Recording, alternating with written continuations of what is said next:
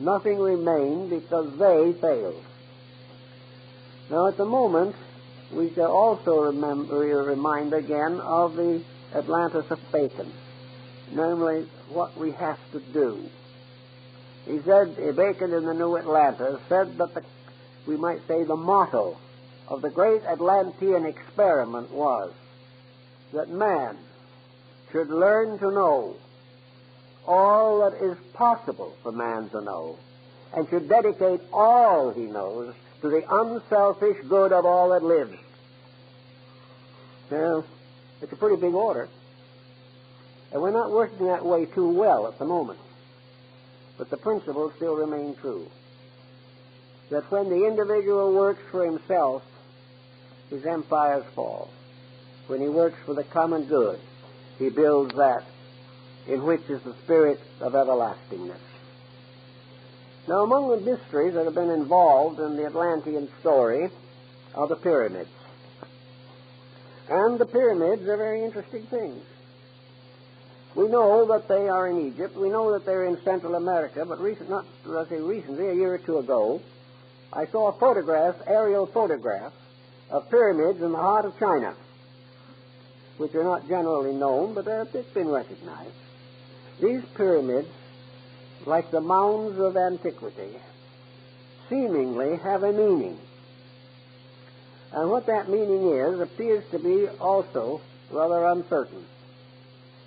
According to the conservative Egyptologists, and Mayaologists for that matter, the pyramids were simply magnificent monuments to the memories of dead pharaohs, kings, or emperors, or, if you want to be a little more idealistic, perhaps the testimonies to God and wisdom. But the pyramids are very strange things. Their distribution upon the surface of the earth is most extraordinary. Work is now being done, and I hope it will be carried on to a successful conclusion, to study and chart the locations of pyramids in relation to the magnetic fields of the planet. We know that the planet is a kind of crystal, that it has areas of fission, that it has magnetic fields, and that these magnetic fields are very important to the survival of life and to the distribution of energies. These magnetic fields may sometime be the substitute for every method of locomotion or all forms of fuel in the world today. I went to the Pyramid of Giza, and I went through all the interior chambers of it. And there are some things about it that are very, very strange. Why should a tomb be ventilated? There are two great passageways leading from the king's chamber to the outside wall of the pyramid. They are like ventilators, not large enough for a person to go through, but large enough to permit a current of air. And then, after some time, no one knows when, the outer ends of these ventilators were blocked, but the openings to the inside are still open. The Great Pyramid King's Chamber has in the ceiling the largest stone, I guess, in the entire structure. It weighs many, many tons. The sarcophagus, so-called, has been largely nicked away by tourists, but there is a lighter stone box, much in the shape of a casket, but too small for a human body. The way the Egyptians mummified their dead and put one mummy case and sarcophagus over another before a final interring in the stone vault could not have been done in this case at all. It would have been utterly impossible. Also, another interesting thing happened. Way back in the days of the glory of Baghdad, the great Sultan of the follower and descendant of the great Al-Rashid of the Arabian Nights, the Sultan Al-Rashid bin Mamun, decided to open the Great Pyramid. he had been told that it was built by giants who were called the Shaddai, superhuman beings, and that within that pyramid, and those pyramids, they had stored a great treasure beyond the knowledge of man. So, taking his court with him, the Sultan went to Egypt, and he stood and looked at the Great Pyramid. And at that time, all the casing stones were in place. The four walls were perfectly smooth. There was no visible opening of any kind. And he didn't know exactly what to do. But he heard from legends where he supposed the entranceway was, and he began to dig there. And they had a very fine way of digging in those days, which I think we have improved on. They had to use cold chisels and vinegar to go through the stone. And when they got through a certain way, they did find that they had come very close to an entrance. But a great stone blocked it, and they could go no further. The Sultan or Caliph looked at the stone. He said, "Take it out." So they went to work on that stone with vinegar and very soft metal tools. And last, with a great trouble, they managed to get the stone out. And as they took it out, another stone fell in its place. And they had to go through stone after stone before they could get into the building. Now, you don't do that just to bury a fairy hole. And at last, when they got all the way in, there was nothing. The only thing they found were a series of little implements, like a little ball that could be used to make sure a surface was even. If you put the ball on it, if it rolled off, the surface wasn't even.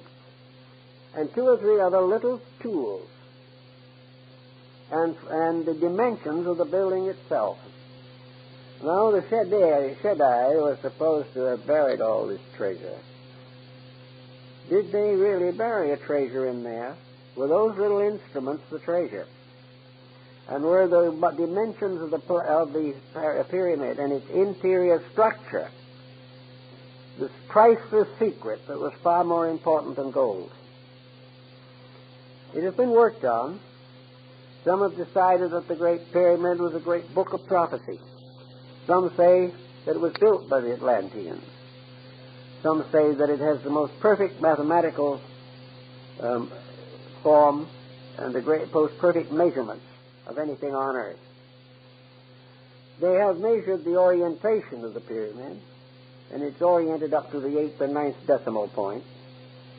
And the little error that does exist, just a little fragmentary error, is probably due to the fact there was a minor earthquake that shook off that corner. The building was built by somebody who knew a great deal.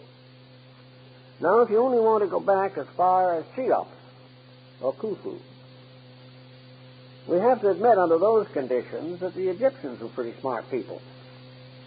Because if they built the pyramid, they had a knowledge not only of architecture, but a knowledge of mathematics, and a knowledge of astronomy, and a knowledge of geography that was prodigious.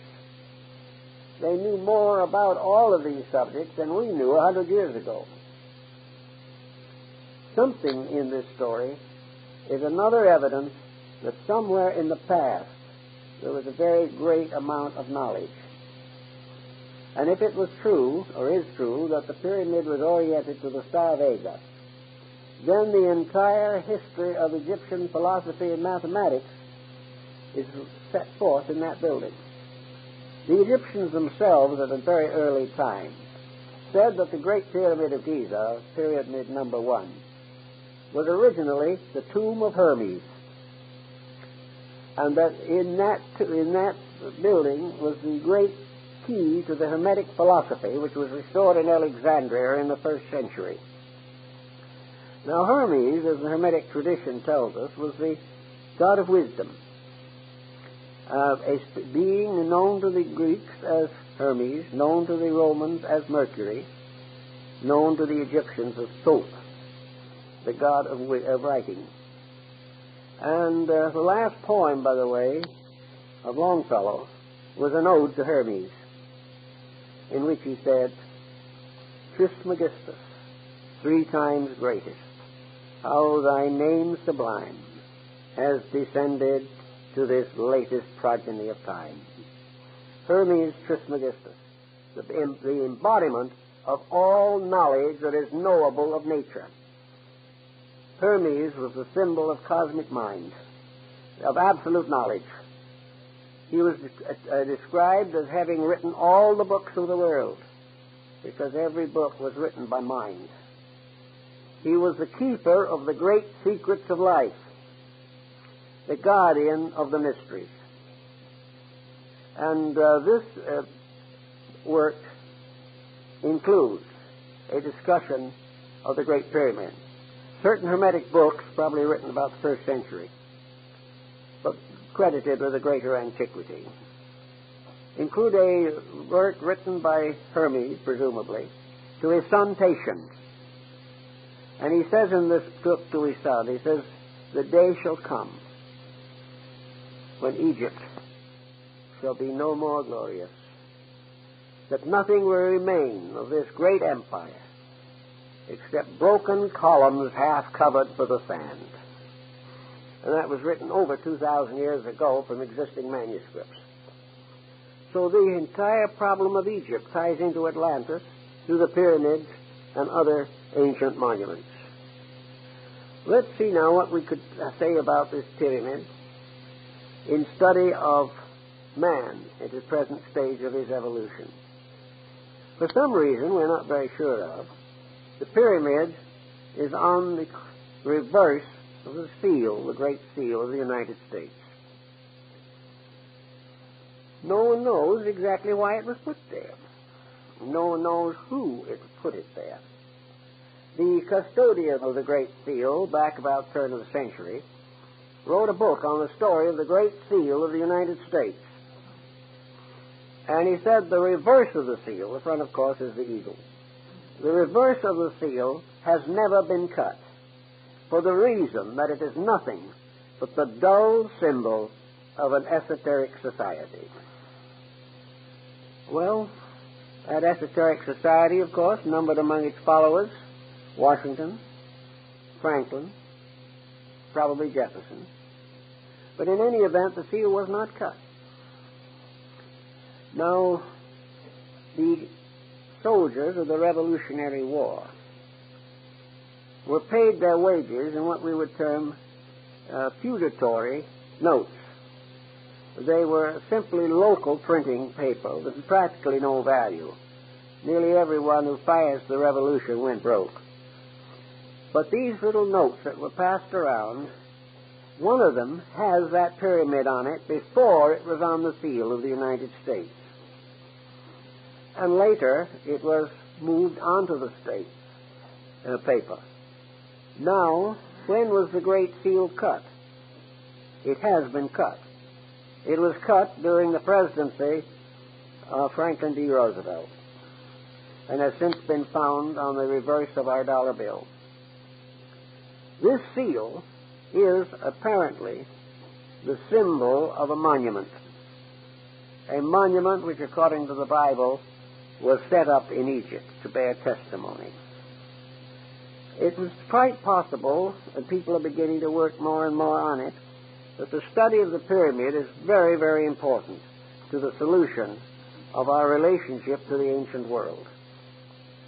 We like to think in our own way that we are just here to do as we please, that we can make the mistakes we like best, that there is no definite providence to guide us, that our ancestors are all dead, and that nothing was deader than the Roman Empire. But we are not at all sure of some of these attitudes. And as our own problems increase, as they are increasing today, it becomes very obvious that we are not able to handle our own destinies at this time. We do not know where we are going. We have no idea of how we're going to get there.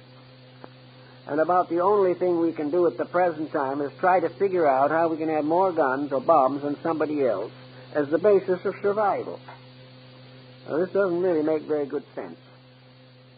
It is not the answer there is a grand plan of life, a grand purpose.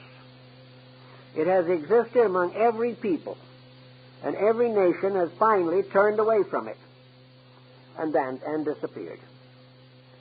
The ruins of the past are a constant record of the individual's inhumanity to man and his failure to keep the principles of his own survival. The science of survival, then, suggests that there must be a plan, and that plan must be available to man if he wants it, or is willing to do that which is necessary to have it. If he is not, he will not get it. Now, there's an interesting story we don't hear much about also. Hermes, among the books which he is attributed as having written, was one which is called the Black Book. Now, the Black Book is another legend. It's very difficult to find much out about it, but one thing we know is that in England, the Order of the Garter was formed not because of an accident to a lady's garter, but because the original meaning of the word, as it appears and was gradually, we might say, colloquialized, it was the Order of the Garter, the protector.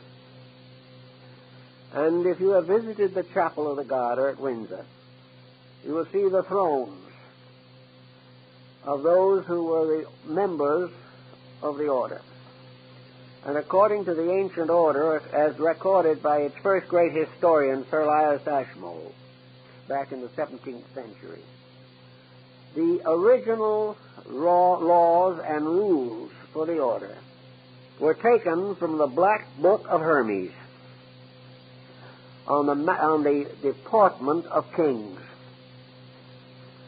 And the entire structure is so constituted and the thrones are so arranged that it represents really a heavenly temple in which all the gods of antiquity were seated. It is also a very appropriate symbol of the first great League of Nations, that it was a symbol of the union of the rulers of the world for the maintenance of peace. The Knights of the Garter were all rulers. And I remember when I looked at it, there up on the flag of banner of the chairs was the flag of the Emperor of Japan. The Order of the Garter was an international order of leadership. And the Knights of the Garter, in their rights, drew their swords, overlapped them, and formed together a circle of blades resembling a great star. The Knights of the Garter were sworn to the protection of the weak, to the justice that is in the power of the ruler to bestow, and that all together, each in his own way and in his own faith, took his obligation to the God of his fathers to keep the peace. Then something happened. The Black Book disappeared. And the parts which had not been transcribed, which had to do with the rules of conduct down through time, have never been found. Again, something mysterious happened. But that it did exist, Ashmole assures us. The same type of thing comes with the Order of the Round Table. Another type is with the legends of Charlemagne. All of these things go way, way back. But they all lead to one concept, namely that there is an over-government of the world.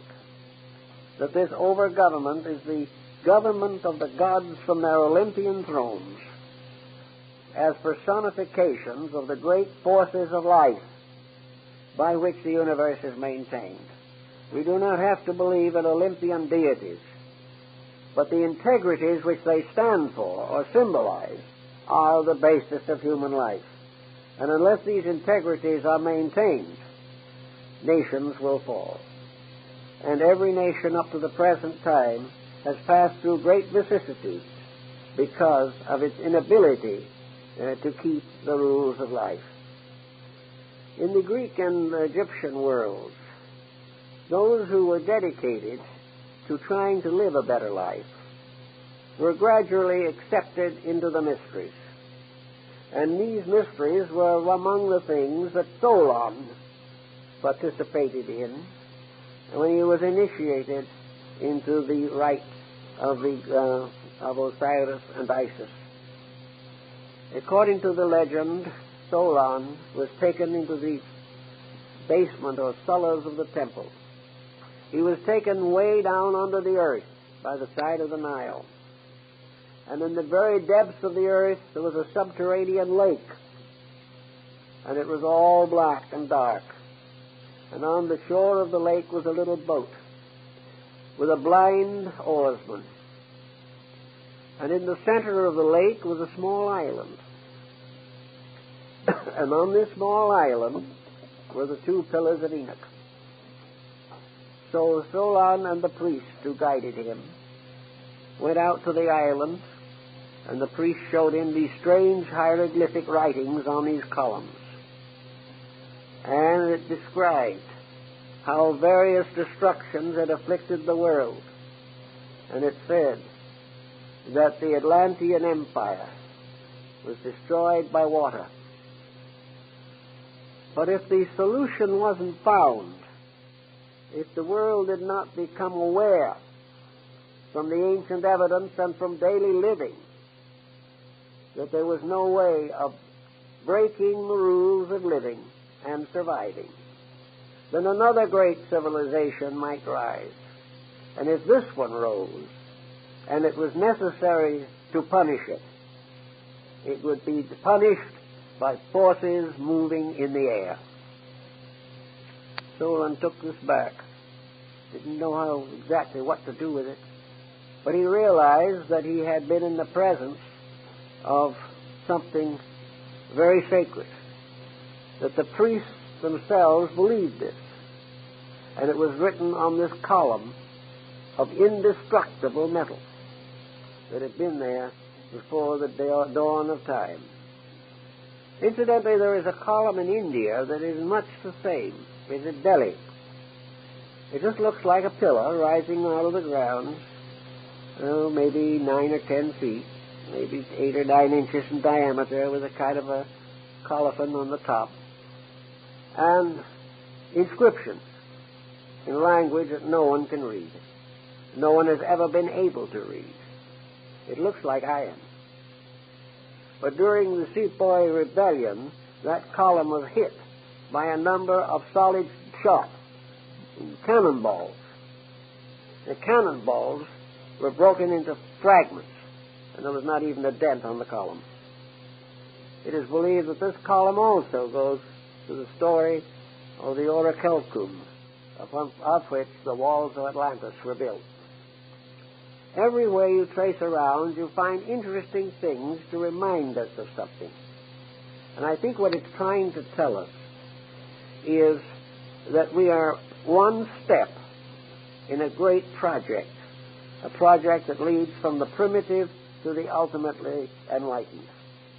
That all along the way, just as human beings are young, grow old, and pass out of embodiment, generation after generation passes, so nations after nations come and go. The great thread of life is never broken, but there can never be an enduring culture until it keeps the rules. And these are the same rules that Plato tells us about, that Solon found, namely that we are surrounded by a tremendous field of energy. We are surrounded by the potentials we have no knowledge of. Space is full of the energies and life that we are trying to now find by artificial means. The human body is an incredible instrument, and its value has been largely destroyed by the fact that the owner of the body is unwilling to treat it properly. So nation after nation rises and goes down because it does not keep the rules. And this will continue until man, in one way or another, becomes aware of these rules. Now, the speculation about the Atlantic story, to my mind, should not be where was it and what was it, primarily. The main question is to find out what the story means and what it means to us today, to make this idea practical. We learn from this story, for instance, that a great civilization can perish. We learn that great empires can fall. But what we haven't learned really is that these disasters are caused largely by the corruptions of the human beings. That man himself is his own destroyer, and that he will be his own destroyer as long as he follows the ambitions of world domination, as long as he lives to conquer peoples, as long as he lives to accumulate an unreasonable wealth, where he is willing to compromise integrity for fame, where he is willing to live only for today and let tomorrow take care of itself. He should look back and see how the tomorrow of Atlantis took care of itself. The individual himself sickens and dies from his own corruptions. Nations do the same thing. But in every nation that perishes, something survives. And one of the things that survives is a knowledge which can be reorganized, reintegrated, and reformed. We have gained from the past many skills and many wonders, but these are not enough unless we ensoul them. We can gain any skill we want. As today we are working with computers. We can have all the computers we want, but then we'll be born and suffer and die just the same, unless we use these computers to solve the great problems of life. And having found that those answers can be discovered, live by them when they are found. All knowledge has as its final purpose that the individual shall overcome his own ignorance, and that society shall overcome its compound ignorance. And ignorance is nothing but the belief that we can break the rule and survive. So the Atlanteans left us this message, and Maya's left it to us, that the great world patterns, the great world systems with which we are concerned have all perished from one source. We call it ignorance. And it is ignorance in a sense, because as the Chinese point out, any individual who does wrong is ignorant. No matter how learned he is, no matter how many years he spent in school, no matter how many honors have been bestowed upon him, no matter how much wealth he has accumulated, if he has not the understanding of the importance of complete integrity, he is ignorant. Ignorance is the inability to use wisely what the skills of the mind have given us. And until we realize this, we will be perishable.